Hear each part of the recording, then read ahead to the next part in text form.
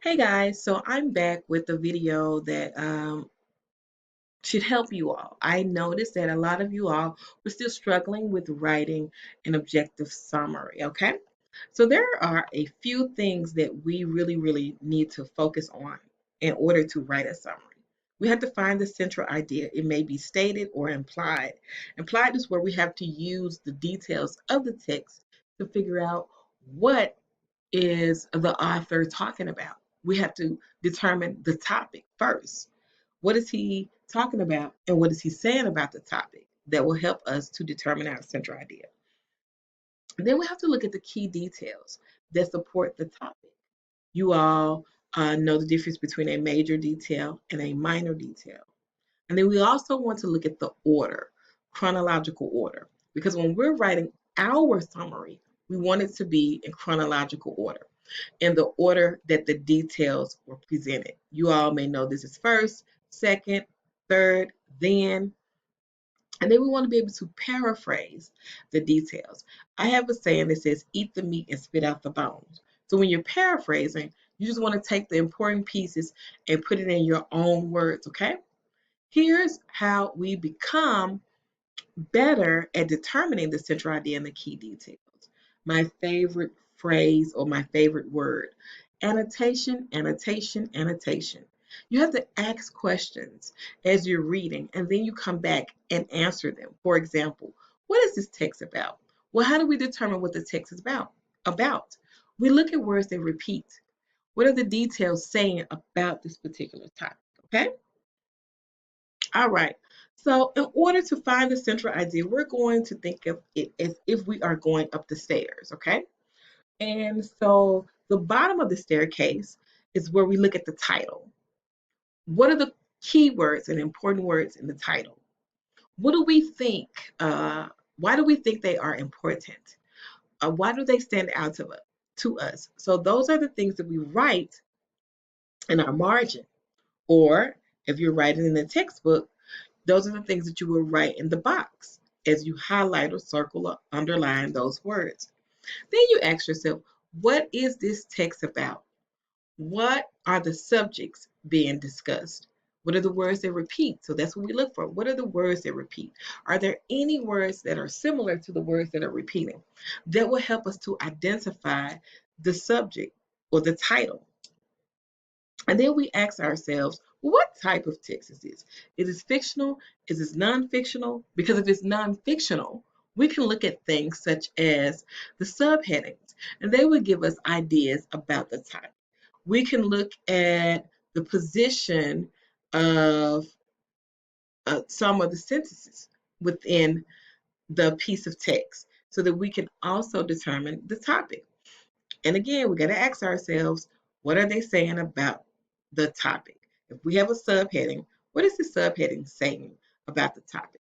What details is it giving us about the topic? Going into number 4, what are the major details saying about the text? What thought is being repeated throughout the text? What does the author want me to know? I need to change that. Want me to know or do regarding the topic? Uh, what subjects? What's the subject?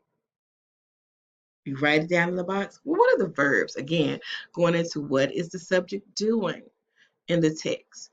And then how did he do it or she do it? Why, when, where? Um, and what were the results at the end? So let's go into our textbook. So we're in our textbook, and one of the stories that you all had to read, or narratives that you had to read, was Music for My Mother. And I'm just going to share with you some of the annotations that I did as I read the story. Okay, so I always start with the title, and I suggest that you do the same. So I highlighted the word, or I underlined the word music. And then my annotations were, okay, when I think of music, music is soothing to me. It makes me feel better. It helps me to de-stress. Then I thought about the word mother. Well, we know that this is going to be in first person because it says my mother. And when I think about mother, I think about someone who is strong, someone who um, who guides us. Okay? So then, as we read the story, there were keywords that stood out to me, like traditional. So I underlined traditional, and I'm just going to scroll down a little bit. And I thought about old, okay? But then as I read, I saw that she says, uh, the narrator says that the music reminds her or reminded her of home. So in my annotations, I'm going to scroll up so that you all can see. I said, oh, she could be homesick. And so I'm connecting it back to my title, Music for My Mother.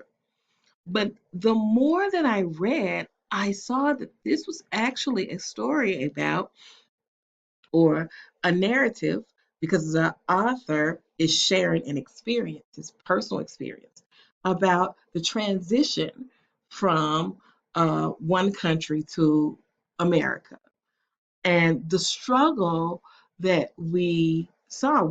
I, you see the mother is homesick, and then as you scroll down, you see that let me go up. You see that in the lyrics, she may feel lonely. And then we see that the Papa, he's trying to nudge her out of uh, this sadness, this nostalgia that she has. And then, as you keep reading, again, you see their experience. He was 7 years old, and his brother was 11. As you keep reading, you see some of the struggles that they had to adapt. They had to learn um, how people dress casually in America. Uh, I don't care what you wear, as long as you got some clothes on. So I'm reading and I'm annotating and I'm highlighting, and that helped me to determine the central idea. I took that information and I used our academic summary template. And as you see here, I'm going to pause it. I'm going to let you all read it on your own. So I used the clues. I knew that the majority of the text was talking about adjusting to living in America. That is how I came up with the topic. And I don't know why this is down there. I need to pull this up. And then he revealed that it was challenging.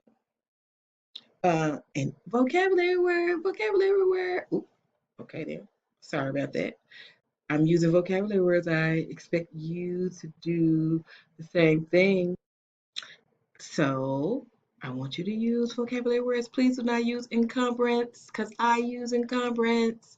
So anyway, where was I? Okay, so his mother longing to return home, was faced with challenges of learning English. And as I said, um, you read this and you saw that I put my details in chronological order. So first we start with how she longs for home, that we saw that in the very first paragraph. Then we know that she listened to the traditional music. She found solace. She found comfort in that. Again, that's the first few paragraphs. Then we talk about the father and how he adjusts to it as well, and how he has alacrity, another vocabulary word. So I'm earning these points. And then we talked about how it affected children. So you see this chronological order, how it was presented in the text. It talks to us about the parents, you know, then it talks to us about the kids, and then, it talks about how his brother changes his name. And I'm assuming that he did that, to alleviate a lot of the challenges that come with assimilating into a new place. So this is exactly what I'm expecting you to do. We will do one of these each week until you get better, okay? All right.